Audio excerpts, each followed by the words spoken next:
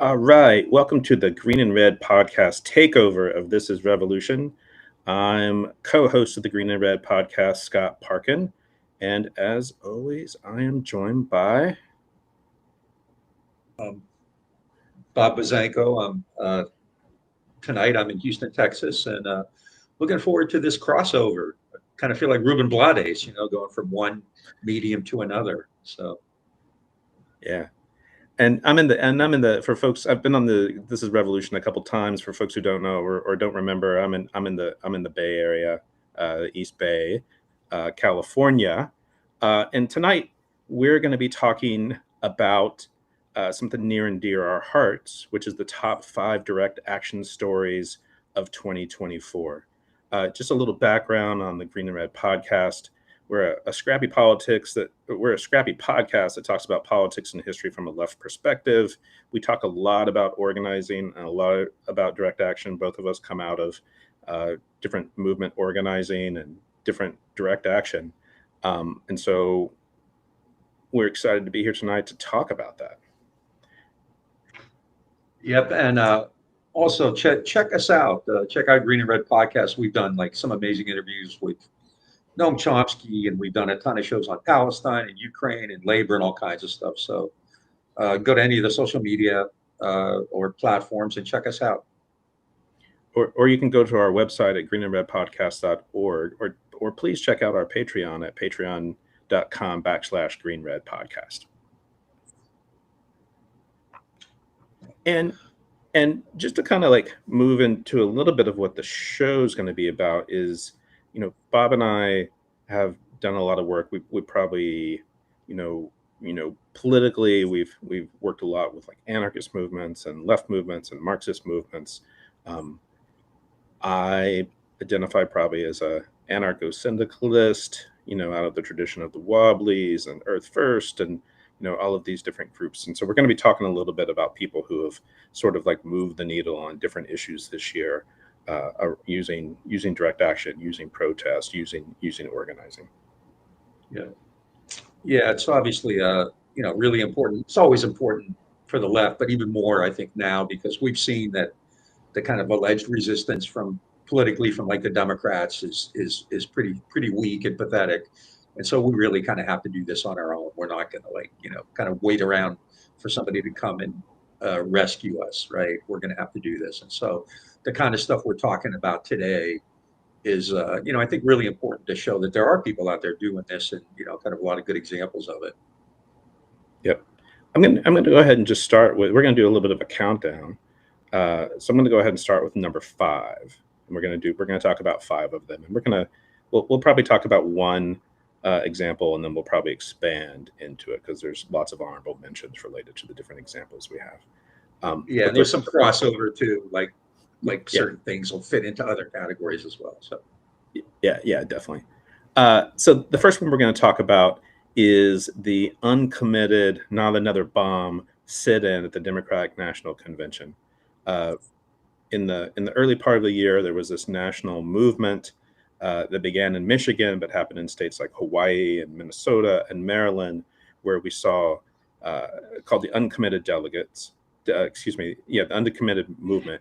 And, these were folks who voted uncommitted. They organized people to vote uncommitted to Biden during the Democratic primaries in those different states in protest of, the Biden administration supporting with money, with weapons, the Israeli genocide in Palestine.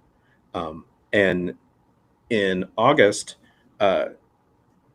of 2024, they had the Democratic National Convention in Chicago, which sort of harkens back to Chicago in 1968. We actually did a show on that.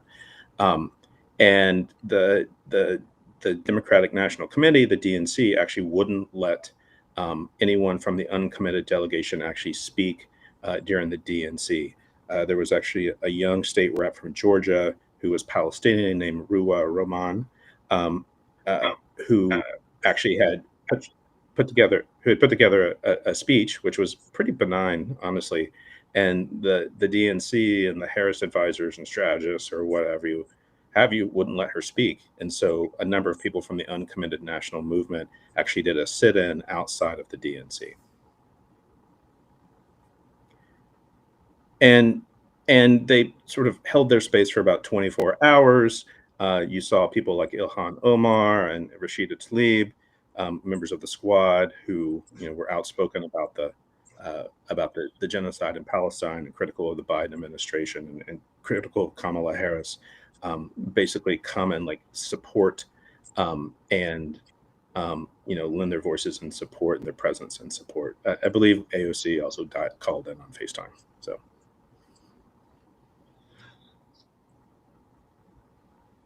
And then the sort of important part about this is that the uncommitted movement was, um, basically trying to move the Biden administration on supporting the Israelis, even give like just an inch, even just take a small percentage out or say something. And they're also particularly trying to move Harris. And so Harris stuck to her guns and stuck to Joe Biden, stuck to the Israeli guns, I guess you could say, and and you know did not move with whatever results from that happened.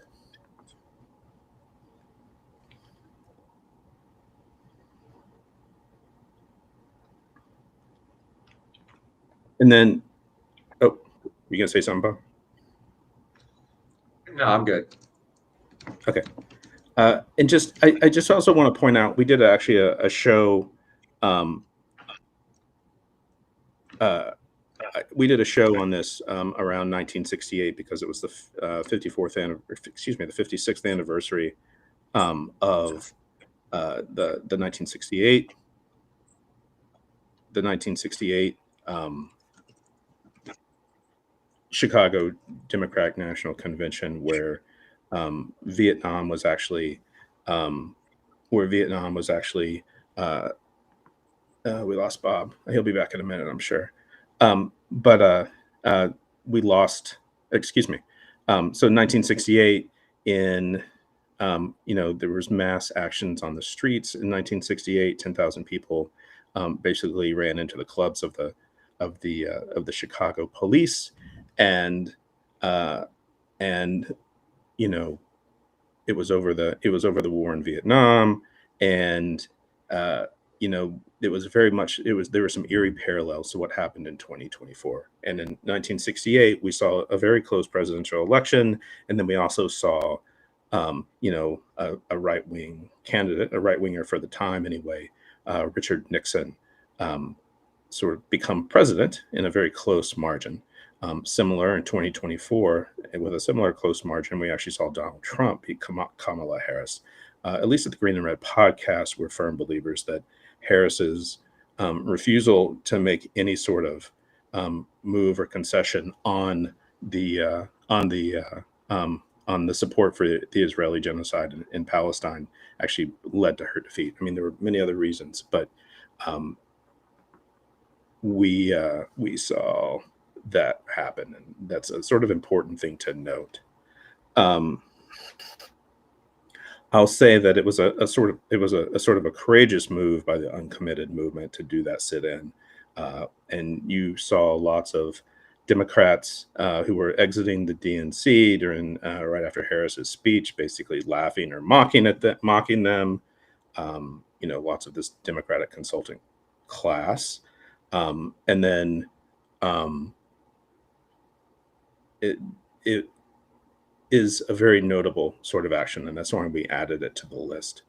I also want to say that there are a couple of honorable mentions around this that we wanted to include here, which is there was a ceasefire sit-in at the State of the Union uh, back earlier in the year, and then there was also where Netanyahu addressed Congress in in July, August, and that was also like a pretty big action, a lot of disruption. I believe that they um, delayed Netanyahu from getting into the Congress, and then also got a lot of attention for that as well. And so there's a lot of like courageous folks who've been doing this sort of Palestine organizing and anti-genocide organizing. We have another one related to the pro-Palestine movement that we're going to talk about in a minute. And then um, we lost Bob for a minute, but I'm going to just kind of go into the next one, which is the Summer of Heat. And so for folks who don't know, sort of one of the movements that I'm very aligned with, that I've done a lot of work in over the years, is the climate movement. And I've done a lot of direct action organizing around climate. And there was a wave of actions this summer in New York called the Summer of Heat. And it was 12 weeks of sustained protests and civil disobedience focused on disrupting Wall Street financial institutions. The primary target, although there were many targets, was Citibank, which is the second largest funder of fossil fuels on Wall Street after JP Morgan Chase. But they also targeted corporate insurance companies, asset managers like BlackRock and Vanguard and State Street. It was 3 months of direct action where they did some serious disruption of Citibank. Over 5,000 people joined in over 40 actions over the summer. Over 600 people participated and were arrested in nonviolent civil disobedience. And sort of towards the end, we actually start to see Citibank get very frustrated. We start to see the NYPD start to get very frustrated. There's also like a lot of overlap between these actions and uh, and the sort of campus occupations that were happening at places like Columbia, NYU, and et cetera. Um, in I believe it was like in August of 2024, they were people had actually chained themselves together at Citibank, and a Citibank security employee who actually shockingly used to work for the NYPD assaulted two of the activists who were locked together. And then he came back and had them arrested, saying that he had arrested them. One of them was John Mark uh, uh, Dozell, who was actually a cellist and a pacifist and very much out of sort of peace movements, but he'd also been involved in like climate groups like Rosendahl, right? Um, who had been actually, um, part of different peace movements and things like that. Um, and they arrested them and charged them with assault, and then they also put a restraining order on them. The other person arrested was Alec Connon, who was the director of a group called Stop the Money Pipeline, which actually campaigns against Citibank and many other banks. Uh, Alec was a key organizer of the Summer of Heat protests, and so um, they're particularly excited for him to be sort of put out of commission. Ironically, maybe not ironically, by the time they actually went to court and um, they were required to show up, the security officer actually didn't show up to court because I guess perjury is a pretty serious crime to commit, and there was a lot of video of what actually had happened. Um, but we also saw a lot of other NYPD and Citibank security targeting Summer of Heat organizers. Often the main organizers would actually be some of the first arrested, even if they weren't participating in the actions.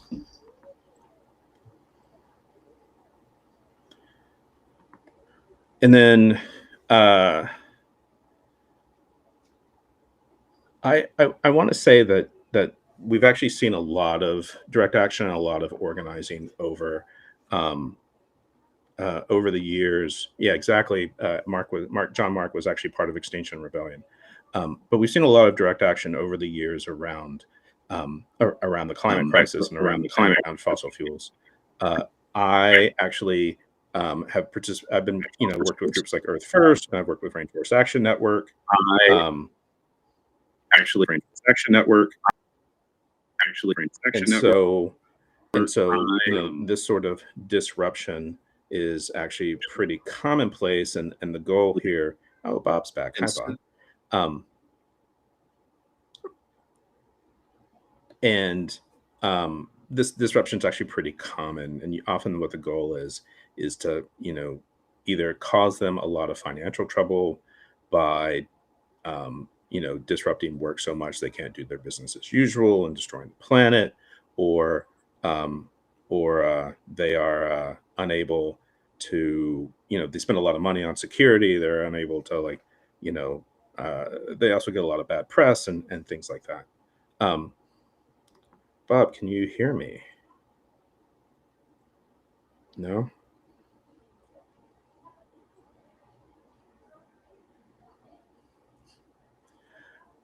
All right.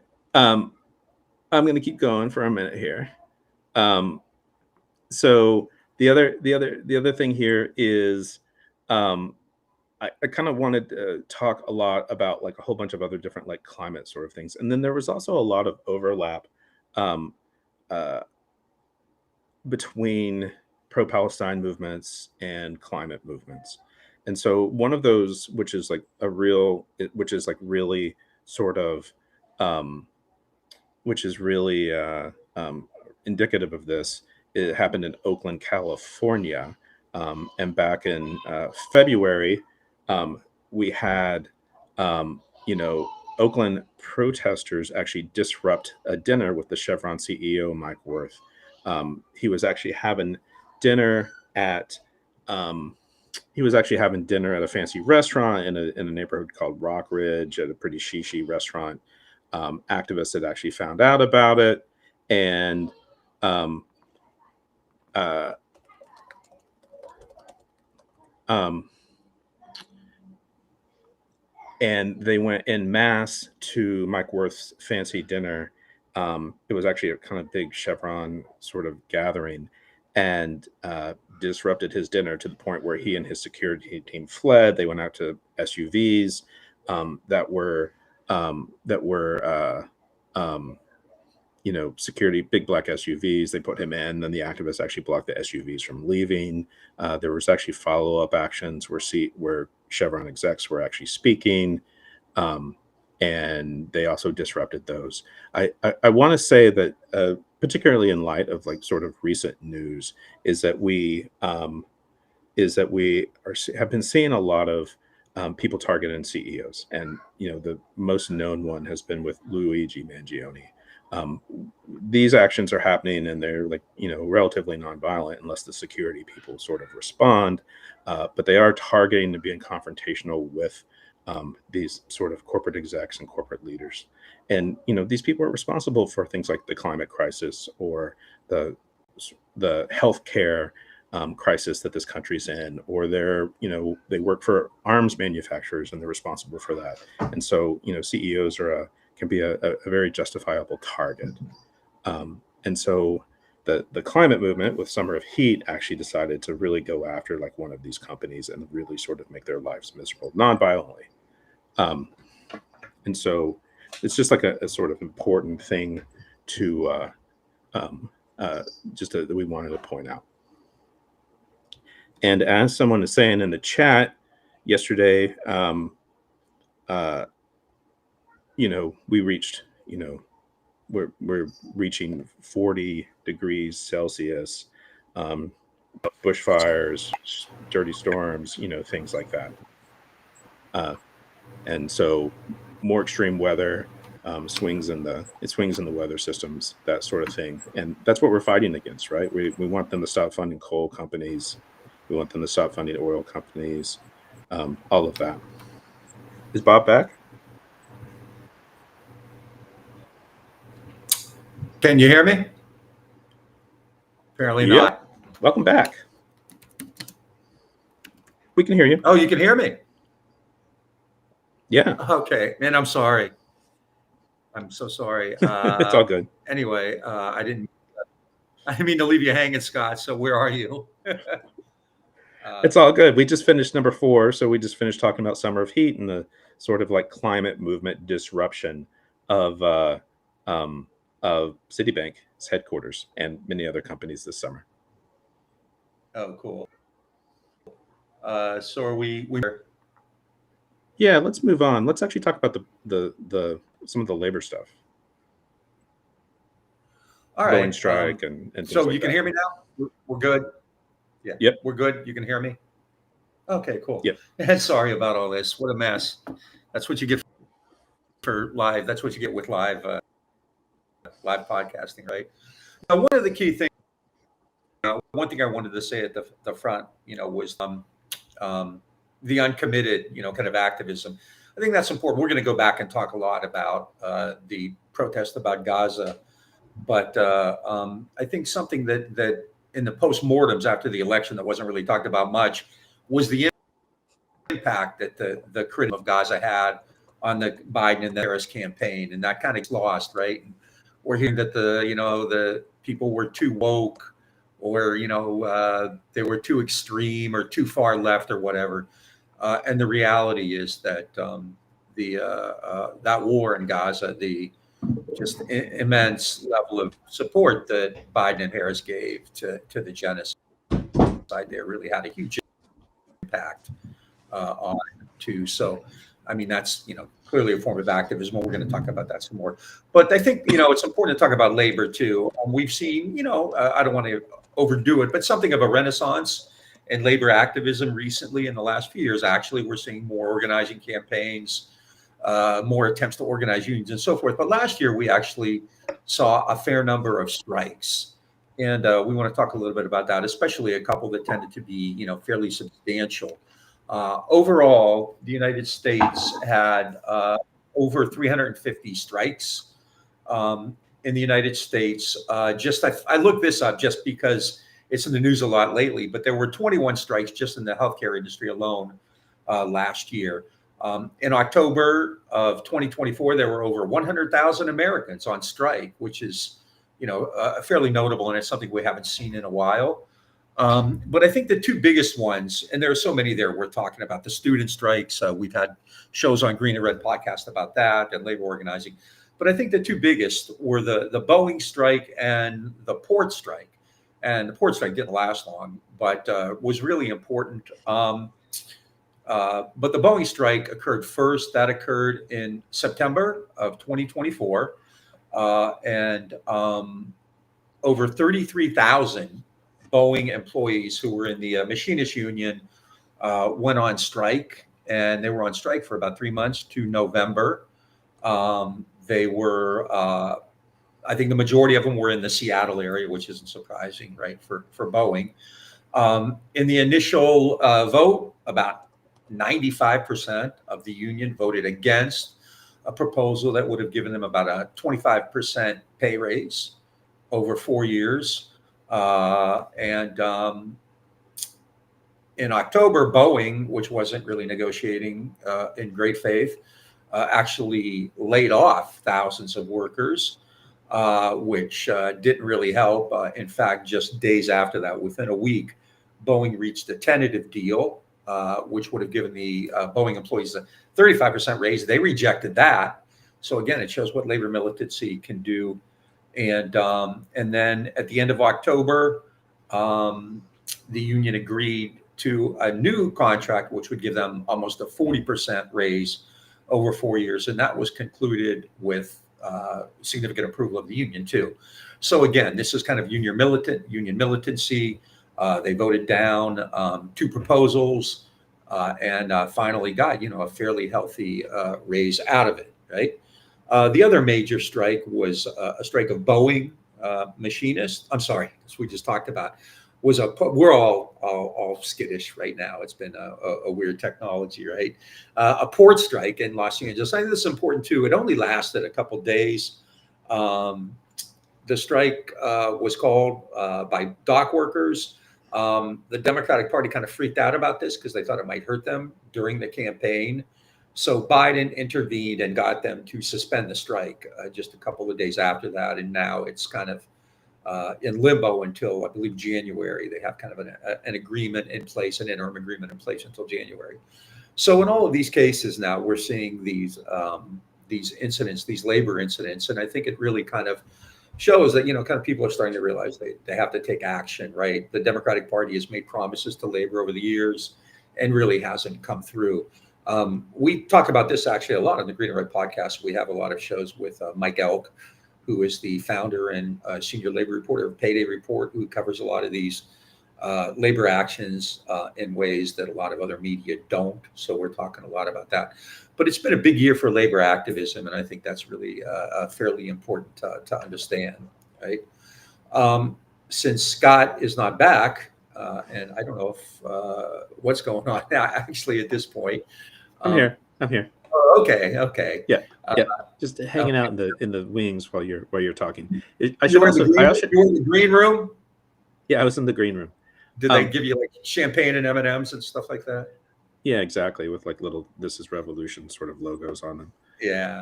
I also want to point out that today, Starbucks actually employees who are in the process of bargaining actually voted for to allow a strike if they need it, as the bargaining is probably not going too well. So it's a very effective strategy and tactic. Yeah, there have been all kinds of, Amazon is still organizing, Starbucks, a lot of smaller places. We had, who was it, the UAW organized a plant in Tennessee earlier this year. So, there's some stuff going on. There's some momentum there. And, hopefully we'll keep it up. The head of the UAW, Sean Fain, has at least rhetorically kind of come out and said that he's going to be, kind of a militant and aggressive resistance to what's going on. We'll see about that, right? But the Democratic Party obviously, didn't really embrace him either during the campaign. Maybe they could have used a little more Sean Fain and a little less Liz Cheney and Mark Cuban. I don't know, but they're yeah. But you're right, like Amazon, Starbucks, a lot of these companies. So, and I think obviously Trump and Elon Musk and these people have made it clear what they feel about unions. So I suspect we're going to see the heat is going to stay on in 2025. Don't you think? Oh yeah, definitely. I think so. There could be general strikes for all we know. Who knows what's coming down the Well, road? you never know, right? And once you get into what the impact of things like tariffs and deportations, and there's a lot of crazy shit planned. So who knows? But yeah, I think it's the streets are going to be kind of hot in 2025. Yep. So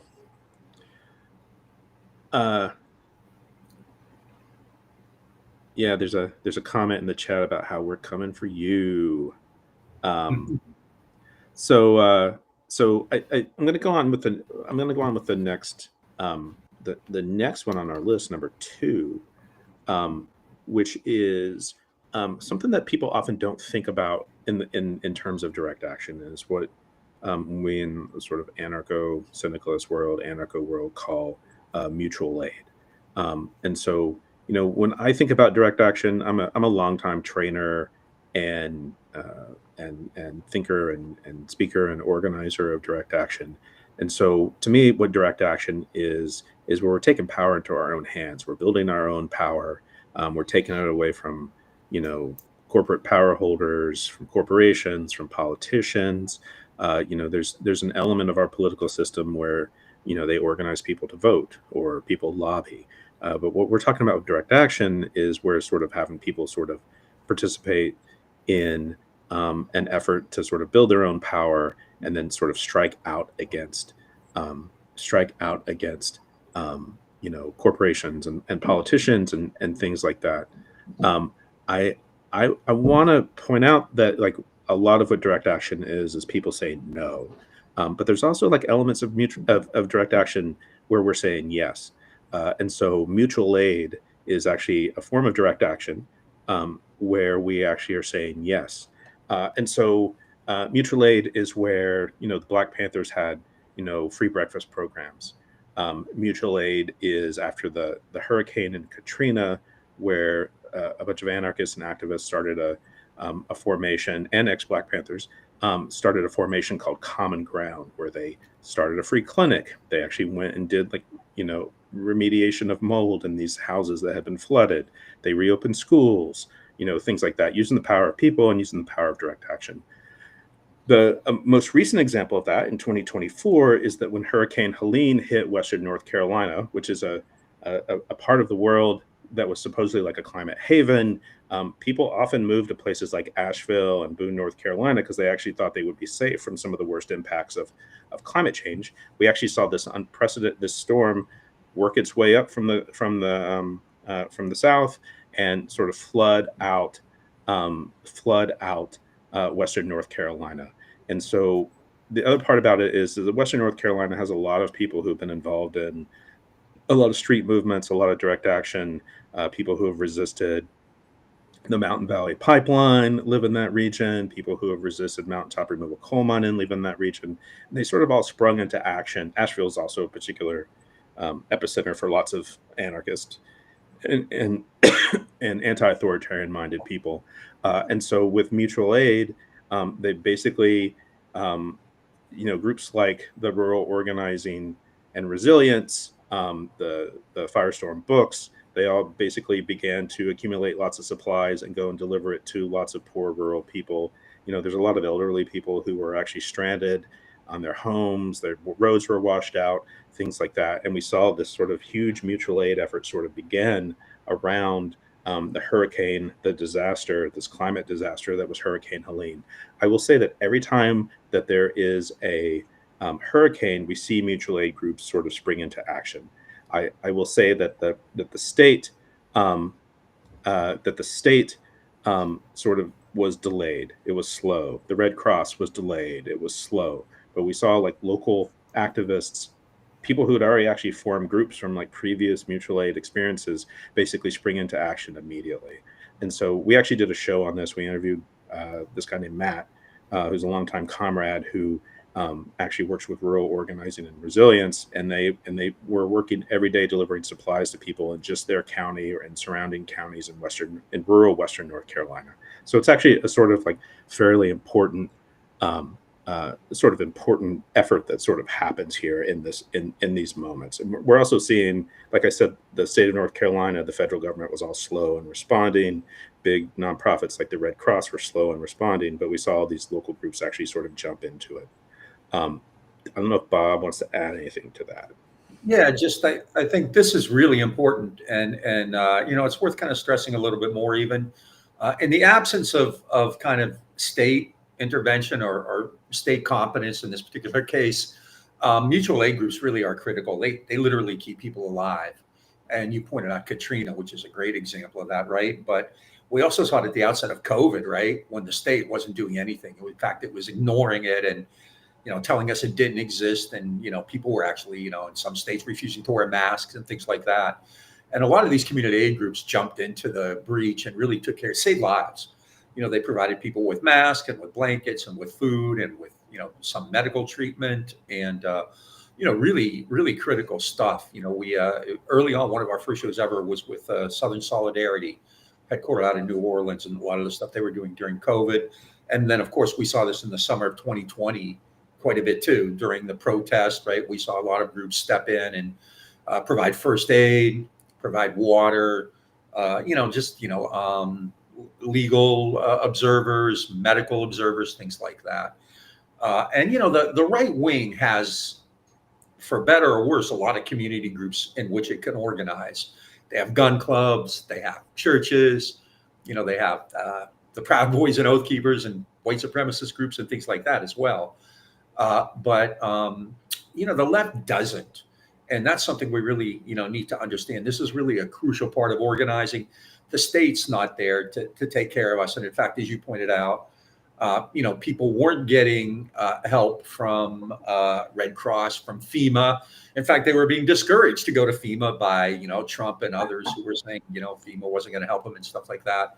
And so into a breach, when there's a gap like that, when there's a vacuum like that, having these mutual aid groups is really critical. We've had Scott Crow on, who's very active in this many times, and other groups too. It's actually been a big focus of what we do. And so, when you talk about direct action or activism or whatever, we often do think about things like sit-ins and protests and demonstrations and whatever.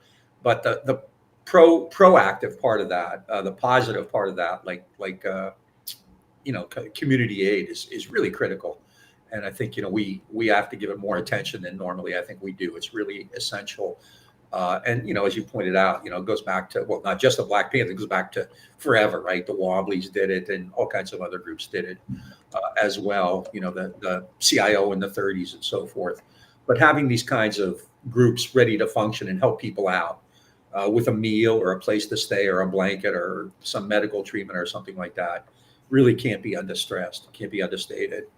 And so that's really critical. And what was happening in Carolina was really vital, Yeah, absolutely. And so we're actually at number one. It's a big one. Our countdown, a big one. We're going to talk about it a little bit. And I see a comment about how we need Luigi type direct action. We're actually going to talk about that a little bit too, sort of once we've wrapped our countdown. But So number one, there's a lot of different pieces to what what we're about to talk about, and we wanted sort of the one example to sort of like highlight it, and then we're going to sort of go out from there. And so it's the student occupation of Colombia around the genocide. In April 2024, Manouche Shafek, who was the chancellor at the time, got called in front of some congressional committee and lambasted by a bunch of right-wing congressmen. It wasn't actually the first Ivy League um, president which had actually been lambasted by the right wing, but about things being unsafe for Jewish students, there being this widespread anti-Semitism on these campuses, things like that. And she, talked about how she was going to, do something about the anti-Semitism on campus. That day, the Columbia students, the Students for Justice in Palestine, and lots of other pro-Palestine groups, Jewish Voices for Peace, basically started an encampment at Columbia and sort of put Shafak into a crisis.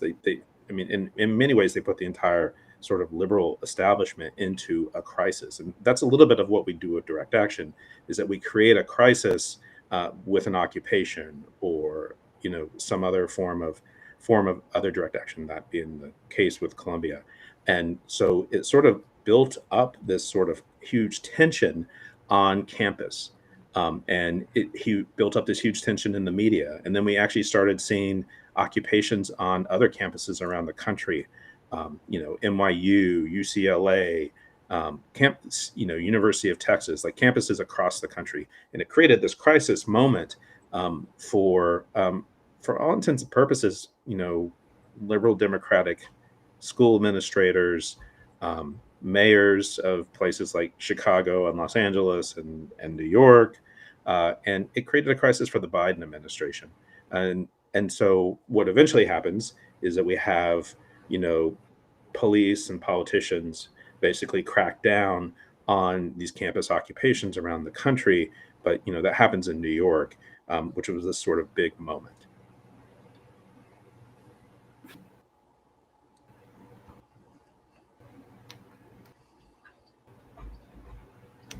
Are you still there, Bob? Can you hear me? Yeah. Can you hear me?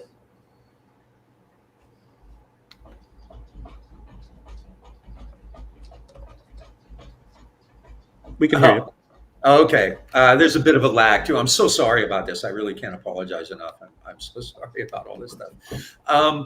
Yeah, what happened in Colombia was huge, and it was part of kind of a real national movement, right? And as you mentioned, and I think what also is important in this is to see the energy and the violence with which the authorities responded to these, right? You had snipers at places like Ohio State, the University of Texas. You had mass arrests and expulsions and suspensions and all kinds of stuff like that at places like Harvard and Columbia and Penn. The Zion went on a full scale against the university administrators.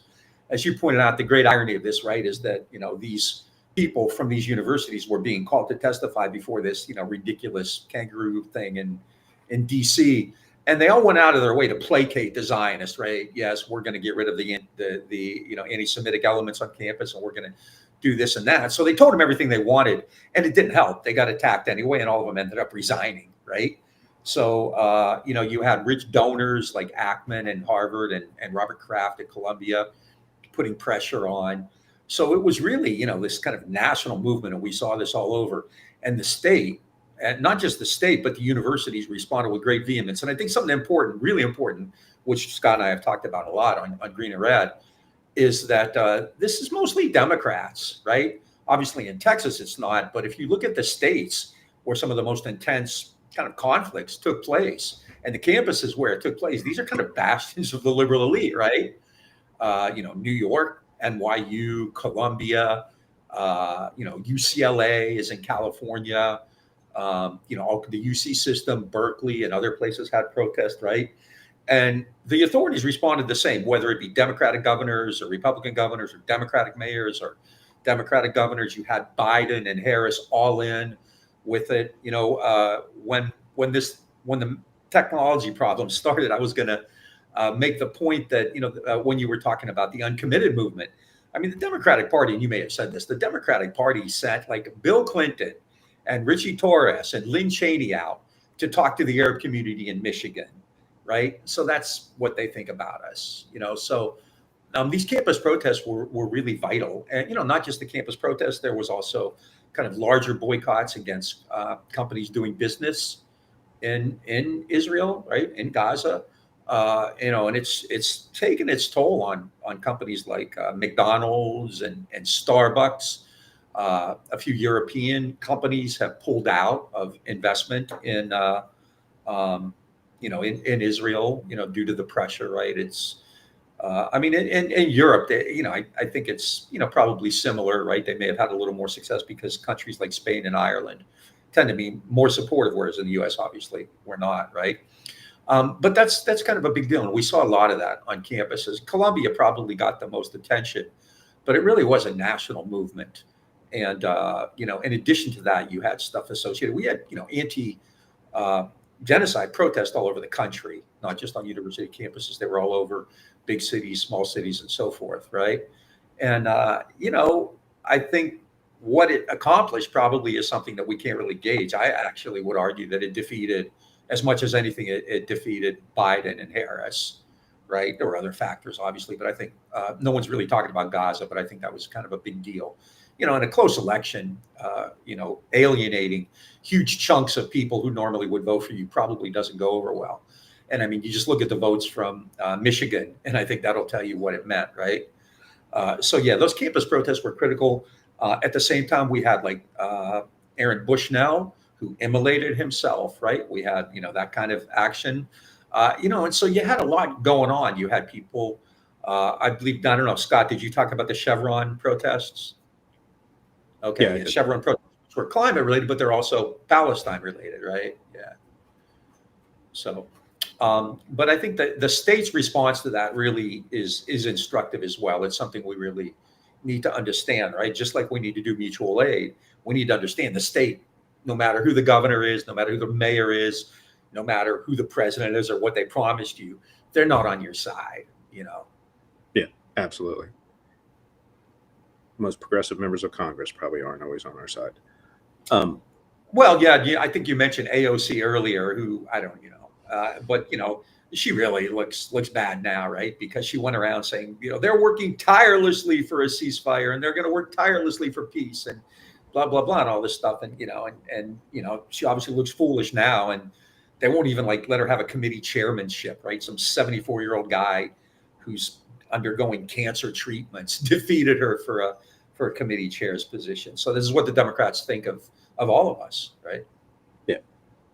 I also want to kind of just put in here, and it's kind of come up in the chat, is that in the last 2 weeks we've also had this other thing happen, which is the assassination of United Healthcare CEO Brian Thompson, allegedly by Luigi Mangione, who actually got charged with first-degree murder and terrorism, a lot of other charges today. But I think we just actually did a show on this, and we were on our show we were a little bit less interested in Luigi's story, although we follow it closely, but we're much more interested in the reaction. It's the reaction to what Luigi did, and how there's been this sort of like uproar about people saying the guy just got what he deserved. My healthcare, 68,000 people a year die from health insurance denials, things like that. And so the sort of reaction and the uproar aimed at the industry, aimed at corporate America, is actually what's been sort of like fascinating. I would actually say that it sort of fits into this sort of anger and frustration that we see in a lot of people out there, which includes these campus protests. But it's a sort of important thing. This zeitgeist of the moment in the U.S.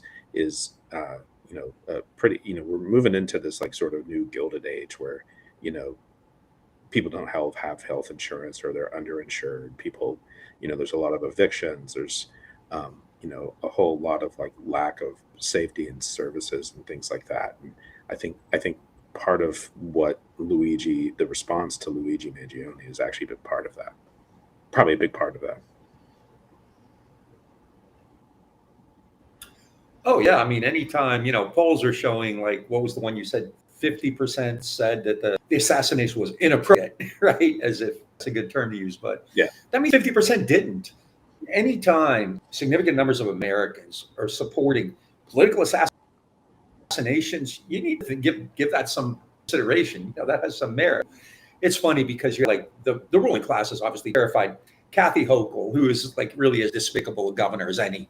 I mean, she's up there with the Texas, Mississippi people and stuff like that. Today, for tips against people who are trying to get CEOs, right? There was another school shooting yesterday. Ho hum, right? I don't see them getting that concerned about that, right? But and you have clowns like either Brett Stevens or Ross Doubted. I don't remember which one of the New York Times crazy, clown columnists said, Americans love their healthcare. Well, he cherry picked a poll that was 18 months old. More recent polls show that actually huge numbers of Americans are dissatisfied with that. So this is a real issue, and it's really fertile grounds for activism, for direct action, right? And that doesn't. No one's encouraging copying Luigi or anything like that. But clearly you can take more militant and aggressive actions, right? The kind of thing we've talked about before. Going to meetings and going to these people's communities, going to their neighbors, letting people know what they do. Keeping the pressure on. I mean, Brian Thompson was the CEO of a company that prided itself on turning people down for treatment, and had the biggest rate of rejections in the industry. And so I think this is kind of a big deal. It could be potentially a game changer, just because I think it lets us know that there are a lot of people out there who feel the same way we do. To the point, I mean, it's really pretty striking, right? That many people would, at the very least, kind of be okay, or be, kind of, whatever, humdrum about, the assassination of a guy in the streets of New York. So I think we're really onto something there. And, it kind of shows that, sometimes you can organize and you can do all kinds of things, and people want to have big demonstrations. They want 500,000 people to show up in DC. And sometimes it doesn't require that much, right? Community aid, mutual aid doesn't involve like a huge number of people, right? Smaller groups can get involved in that. You can do this in your own community, right? Set up food banks and, with a little bit of political indoctrination in there, right? So we've seen groups like the Jewish Voice for Peace and Students for Justice in Palestine. Those are not immense groups, but they've done some really good stuff. And I think JVP in particular has really been important, right?